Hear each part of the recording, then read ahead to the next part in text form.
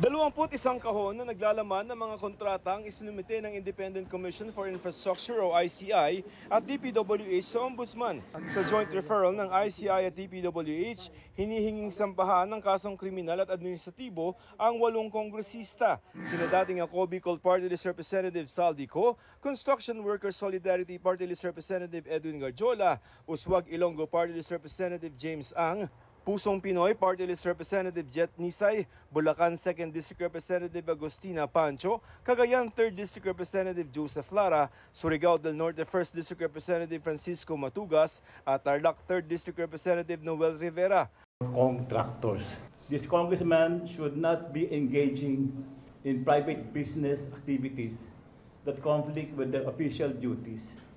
They should not influence bids and awards.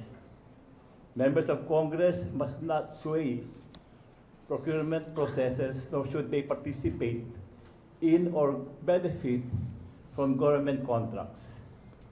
Dapat mahinto na itong kultura nagpapakontrata sa Kongreso. Plunder, graft, direct bribery, paglabag sa Code of Conduct and Ethical Standards para sa mga opisyal ng gobyerno at Government Procurement Act ang inirekomendang isampa laban sa 8.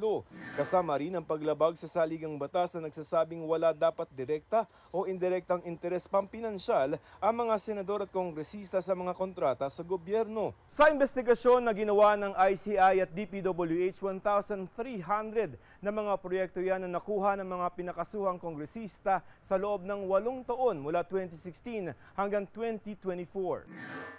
Abot sa lampas 90 billion pesos ang halaga ng proyektong nakuha ng mga kumpanyang konektado sa 8 kongresista. We look at the records, we look at the contracts. Be assured we are fair and we will never manufacture any evidence or have come to a wrong conclusion.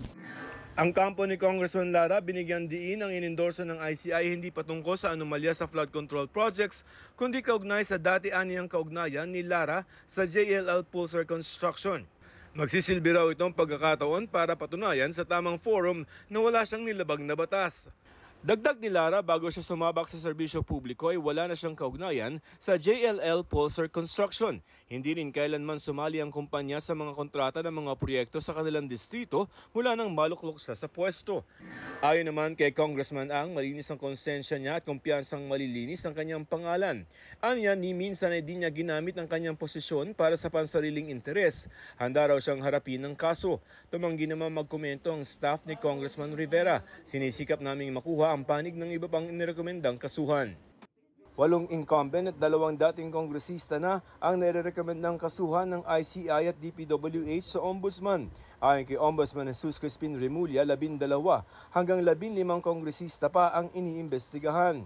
Ang Ombudsman humiling sa Bureau of Immigration ng Foreign Travel Restriction Order laban sa 77 individual na iniimbestigahan kaugnay sa budget insertions at kickback mula sa ilang flood control project. Sa susunod na linggo, kakausapin ni Remulla si House Speaker Boji D. kaugnay sa mga iniimbestigang kongresista at posibleng epekto nito sa Kamara. More than 10% of Congress will be affected, at the very least. Dadami pa yan. It will still branch out.